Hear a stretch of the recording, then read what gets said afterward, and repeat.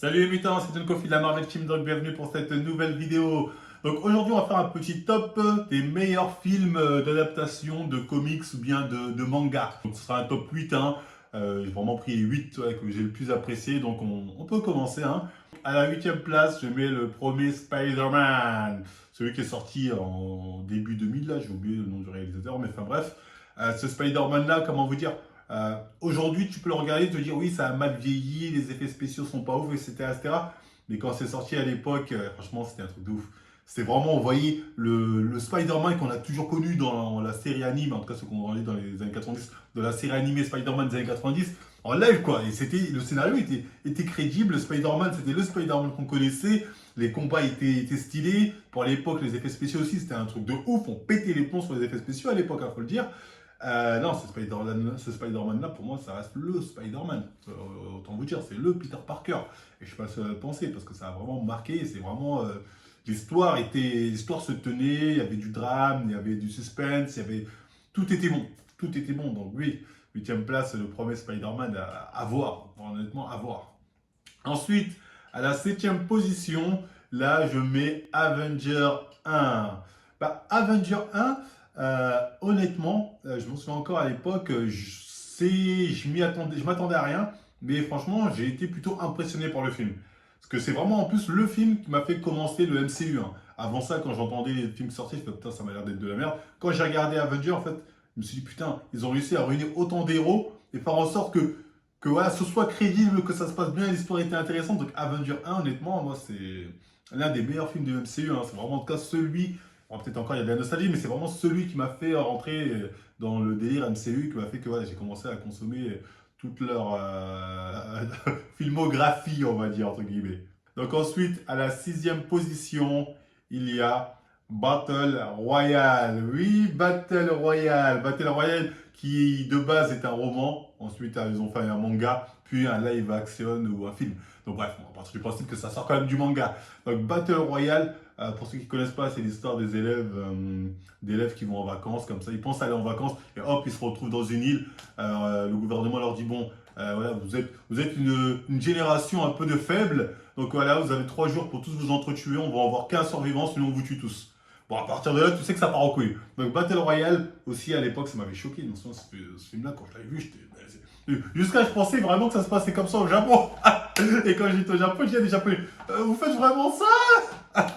On vous dit, ah, non, mais ce film-là, il est vraiment, c'est un bon, très bon live action, j'ai trouvé.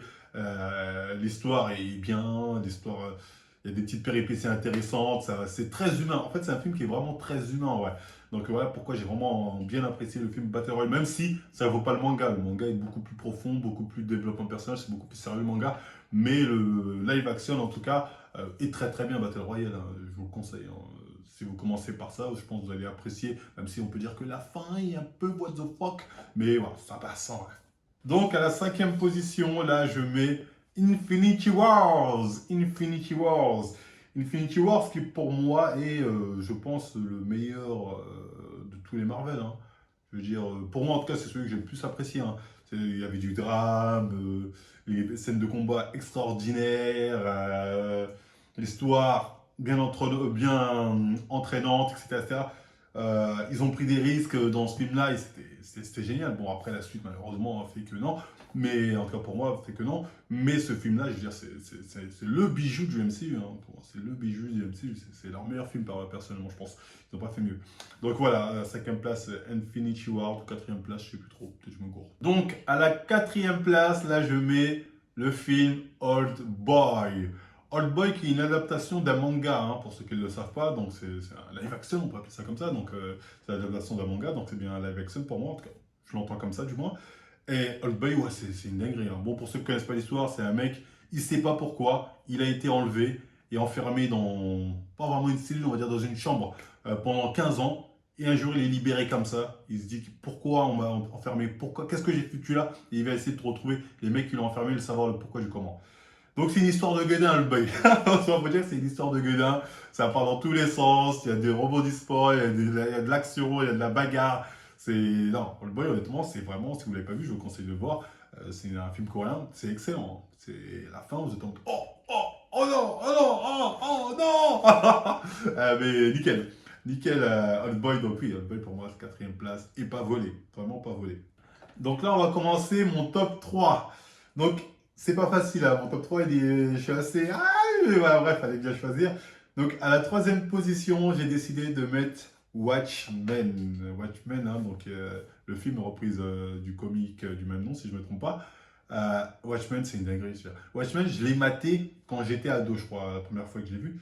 J'avais arrêté à la moitié du film bien avant. Je me suis dit, mais c'est quoi ce film? Il n'y a même pas d'action. Parce que moi, à l'époque, c'est quand je voyais le film des héros, pour moi, c'était forcément un film où il y a des super pouvoirs et j'avais pété les plombs. Et quelques années après, sur les conseils d'un pote, il m'a dit remate-le. J'ai regardé et j'ai dit, ah ouais, putain. Ah, j'étais vraiment trop con à l'époque. Parce que putain, c'est un truc de ouf, l'histoire de Watchmen. C'est une dinguerie, c'est trop bien ficelé, c'est trop bien amené. C'est une dinguerie, Watchmen. C'est l'un des meilleurs, tu vois ce que je veux dire. Je ne l'ai pas mis premier, mais parce que, voilà, bref. Mais c'est un truc de ouf. Watchmen, c'est excellent. Sans Watchmen, c'est simple. Soit vous allez kiffer de ouf, soit vous n'allez pas aimer du tout. Généralement, Watchmen, c'est les deux extrêmes.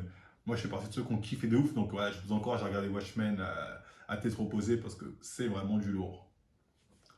Donc, à la seconde place, là, ça va être un Marvel, mais pas un Marvel du MCU. Il s'agit de Blade 2. Comment vous dire, Blade 2, c'est une dinguerie. Je veux dire, c'est un carnage, j'ai envie de dire, mais dans le bon sens du terme. Ce film-là, je le kiffe trop. Je trouve qu'ils l'ont trop bien. Et je le regarde depuis que je suis gamin, j'ai rematé il n'y a pas longtemps. Honnêtement, j'ai dit putain, c'est un truc de ouf ce film. L'histoire, je veux dire, entraînante, bien amenée, cohérente avec l'univers, des combats extraordinaires, la fin grandiose. Comment vous dire, Blade 2, les gars, faut le regarder. Et vous n'avez pas vu Blade 2, regardez le 1 avant le 2, c'est mieux, le 1 passe aussi. Mais Blade 2, il faut absolument l'avoir vu. Dire c'est dommage, je me rappelle aujourd'hui, ils ne pourront plus faire des films comme ça. J'ai entendu comme quoi ils allaient faire un nouveau Blade, mais jamais de la vie. Blade, c'est trop sanguinaire, c'est trop. Je coupe ta tête, le sang elle est là, viens là, je bois ton sang, c'est du sexe, c'est du. C'est n'importe quoi. Mais c'est crédible à l'univers, vous voyez ce que je veux dire? Il y a tous des trucs, en fait, tous les trucs que Disney ne font pas sont dans Blade. Parce que je veux dire, c'est pour ça que j'ai du mal à croire qu'ils vont faire une autre version de Blade en série, je crois que j'ai entendu ça. Et je sens que ça va être mauvais. Hein. Parce que si c'est à la sauce Captain America la série ou Loki la série, ça peut que être mauvais. Je suis désolé, mais voilà, j'ai un peu peur là-dessus. Mais en tout cas, Blade 2, les gars, c'est une dinguerie. Allez regarder Blade 2 si vous ne l'avez pas vu. Moi, c'est dans mon top 2 et j'ai hésité avec le top 1. Donc là, on va parler bien évidemment donc, du top 1. Je pense que beaucoup l'auront deviné. Il s'agit de Batman The Dark Knight, si je ne me trompe pas. The Dark Knight Return ou The Dark Knight. Enfin bref, le Batman de Nolan, là, le 2, qui est le film d'action et le film de super-héros par excellence.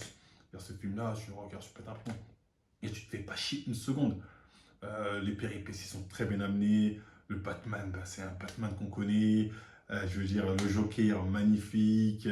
Double face, comment il est amené, bien introduit. Je veux dire, il y a du drame, il y a des morts, il y a tout pour plaire dans ce putain de film. Je veux dire, c'est un chef-d'œuvre. C'est dommage qu'ils n'ont pas fait la suite qui devait être la suite du procès de Joker Z. Bref, c'est dommage que les choses ne soient pas passées comme prévu, mais ce film, c'était n'importe. Quand je dis c'est n'importe quoi, je veux dire dans le bon sens du terme. Hein. C'est une dinguerie, ce film, c'est une dinguerie. Donc je pense comme beaucoup, hein, le Batman de Nolan, notamment le 2, Dark Knight Return ou The Dark Knight, je ne sais plus le titre, enfin bref, c'est le meilleur. Pour moi, c'est la meilleure adaptation d'un film de super-héros. Ou voilà, de super-héros, de comics ou de manga. On n'a pas fait mieux. Et je pense qu'on n'est pas prêt de faire mieux quand on voit le niveau actuel des séries, enfin des films sur les super-héros qui sortent. Et ça, c'est regrettable. Mais ça prouve que voilà, on peut faire de la très bonne qualité. En tout cas, voilà, bref, c'était tout pour mon petit classement, mon petit top 8 des meilleures adaptations de comics ou de manga. Donc dites-moi en commentaire ce que vous en pensez. Si voilà, vous auriez mis autre chose, si voilà, vous n'êtes pas d'accord avec mon classement, bref, on discute poliment, c'est pas un souci. Après, on like, on partage, on s'abonne, hein, on fera peut-être une vidéo sur les pires adaptations, on verra ça. Ou bien après, on passera sur les séries, parce que les séries aussi, il y a pas mal de choses à dire. Enfin bref, donc pour ça, bon, vous likez, vous partagez, vous regardez les pubs entièrement. Vous utilisez aussi le code Marvel15 chez Natura Force, ça fait plaisir, ça me fait plaisir, ça me fait toujours plaisir. Et moi, après, je vous dis, bah, à la prochaine mi-temps.